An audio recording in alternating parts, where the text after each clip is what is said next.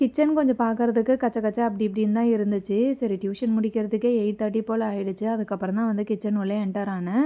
இன்றைக்கி டின்னருக்கு சப்பாத்தியும் soya chunks கிரேவியும் தான் பண்ணலான்ட்டு ஒன்று ஒன்றா செஞ்சுட்டு இருந்தேன். அதுக்கப்புறம் தான் தக்காளி இல்லைன்றது தெரிஞ்சுது. அதுக்கப்புறம் ஹஸ்பண்ட் போயிட்டு வாங்கிட்டு வந்திருந்தாங்க.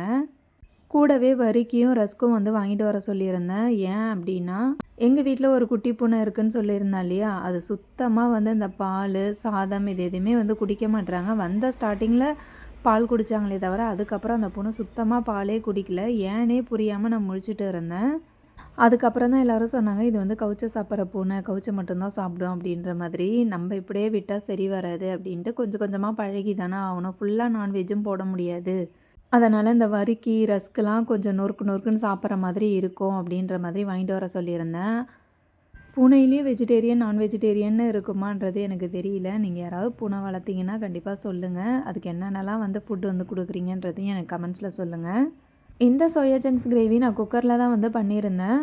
ஏற்கனவே சோயா சங்க்ஸை சுடு தண்ணியில் ஊற வச்சு அதை நல்லா பிழிஞ்சிட்டு குக்கரில் சேர்த்து ஒரு 2 விசில் வர வரைக்கும் வச்சுருந்தேன். சோயா சங்க்ஸ் நல்லா வெந்து சாஃப்டாக வரும்னு நான் எதிர்பார்த்தேன். ஆனால் வந்து அந்த அளவுக்கு சாஃப்டாலாம் வரலை. எப்பயும் சுடு தண்ணியில் ஊற வச்சுருந்தா எப்படி இருப்போமோ அந்த மாதிரி தான் இருந்துச்சு.